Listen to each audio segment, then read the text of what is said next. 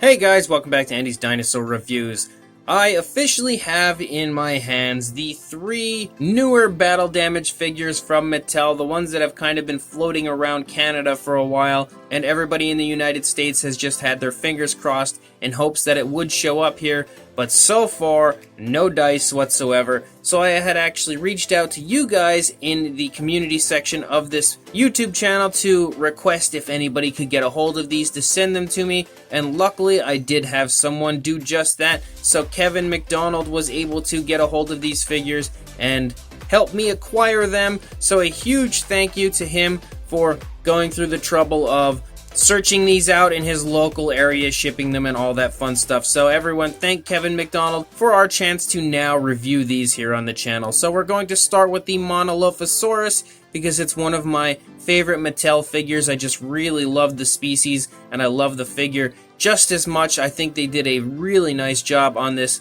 Mattel Monolophosaurus from the previous versions, so I was excited to see this newer repainted version, and it definitely looks really nice at first glance. As far as the battle damage packaging, it's all the typical same standard battle damage stuff that you always get, and then down here in the corner you see images of the other two that are in this group with the Monolophosaurus. So let's go ahead, break this out of the box, and take a look at it. So here is our Monolophosaurus, and I can definitely say that at first glance here, out of the packaging, it is really nice looking. I actually think this might be my favorite paint scheme so far for this figure. That maroonish coloration up there on the top, just kind of littering down, looks really beautiful, and it's kind of a different color scheme than the average Mattel figure, because more often than not you don't really get like the striped appearance that you see on this one, and I really like that because it feels so different and so fresh. Usually with Mattel figures you kind of get like that splotchiness that just litters the entire figure, but this one has that same similar look but then stripes down around the body, which you can see.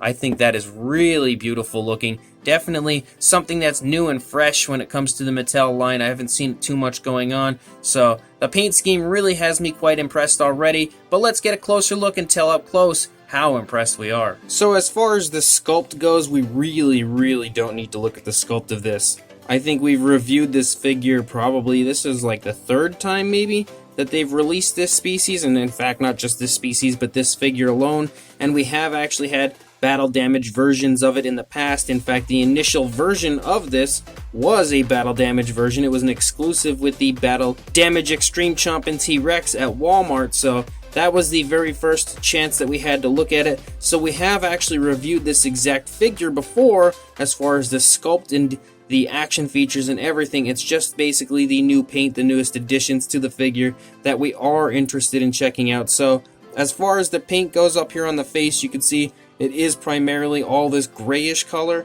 It's almost like a grayish blue. It does have sort of a blue tint to it as I'm looking at it right now. And then up here on the crest of the dinosaur, you can see that it's a whitish coloration. Although it doesn't perfectly coat the crest, you can see it kind of goes up at an angle. I don't know if, yeah, it has that same similar appearance to this side as well. So it's basically just the upper part of the crest is a whitish coloration. It's just kind of a white stripe, almost looks like a white teardrop in a way, but I think it definitely gives the head a little bit of flashiness to it, a really nice appearance for sure. And then you can see that the maroonish color kind of leaks up here onto the face a little bit, and then it starts to really become more prominent up here on the top of the head as we lead down into the neck. The eyes are painted with a yellowish color, and both eyes appear to be pretty well placed. Yeah, not bad at all. The teeth also look to be pretty nice. You can see that there's no real sloppiness anywhere on this side. Let's look at this side. No, this one also looks really good. I remember that being a pretty big issue when I had picked this up in the Extreme Chomp and T-Rex 2-pack. The paint up onto the gums from the teeth was a pretty darn big issue because it was really hard to find one that didn't have kind of a sloppy paint job on the teeth, but this one looks to be perfect. The lower jaw, you can see the paint has kind of run down onto the gum line, but it's not anything terrible. I think that still looks pretty nice. Of course, the jaw is articulated, and once you open the mouth of the animal, you can see that glossing in there really nicely. Look at how beautiful that gloss is just on the skin flap here of the inside of the mouth. really beautiful shine, as does the inside of the mouth here. You can see the tongue looks really good. It's all painted with a very realistic pinkish type of a color. The upper part of the inside of the mouth does not have any paint on it at all, aside from the same coloration that is the majority of the figure, but I think that it looks great on the inside of the mouth. Really beautiful gloss coat in there as well. And then as you lead down the neck of the animal, you can see that this maroonish type of a color is really nicely applied up here on the top, and then it kind of starts to litter down onto the side of the neck and then turns into a striping. And right here, look how beautiful that looks.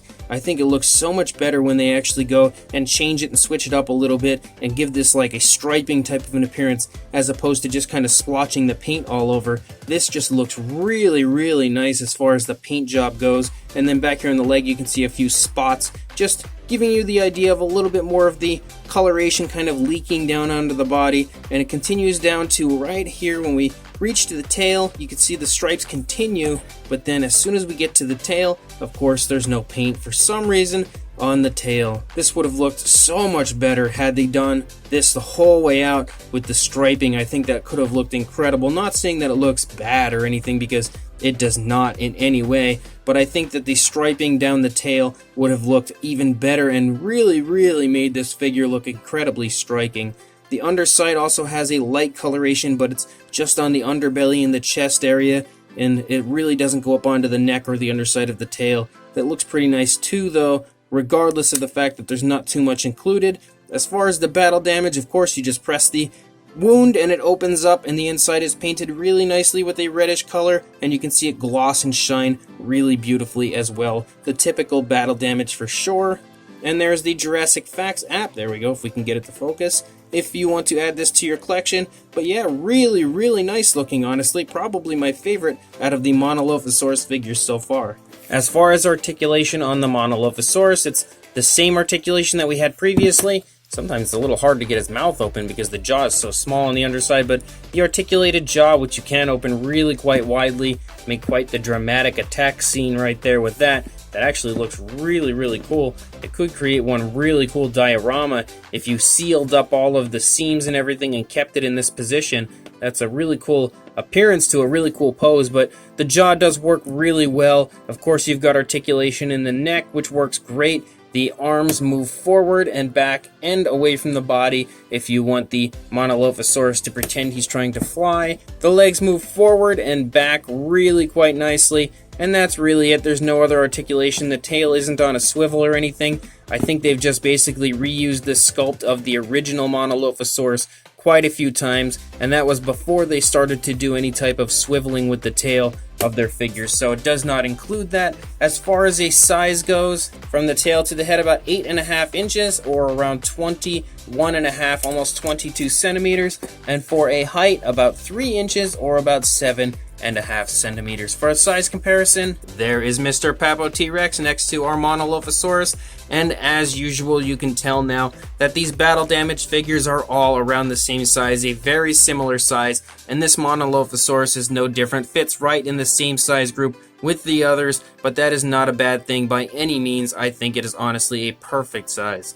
So this Mattel Battle Damage Monolophosaurus is absolutely fantastic, and easily the most beautiful looking version of this figure so far. I really kind of wish that maybe this would have been the initial release instead of that greenish version, because I really think that this one is so much better as far as the paint apps go, that I would have preferred people to have had a chance to own this one, and maybe that green one could have been the harder one to find because it's the less desirable, at least in my opinion.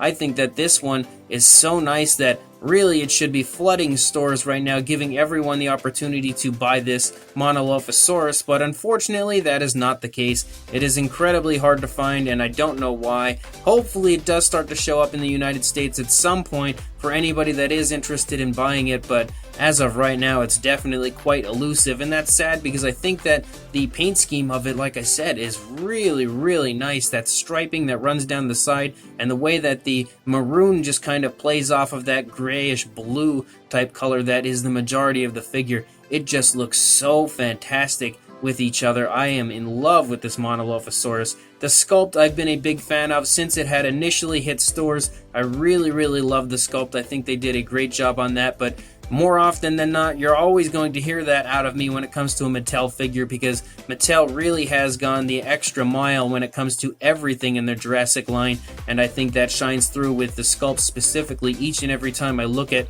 one of their figures. But the Monolophosaurus there is fantastic. There's no sloppiness that I've seen anywhere. The eyes are perfectly placed. The teeth are painted perfectly. The paint application looks great. It looks honestly fantastic. And as usual, the sculpt is beyond great when it comes to this Mattel figure. So if you do want to buy this, hopefully you can find one in stores at some point in the near future, but otherwise I think you'd have to contact someone in Canada to try to help score you one, or resort to eBay and all the awful resellers on there, the scalpers that are just trying to make an extra buck, just because this figure is kind of a pain in the butt to get a hold of. So hopefully you guys can acquire one, but before you go hunting for one, make sure you like, comment, and subscribe, and I will see you in the next review. Thanks for watching.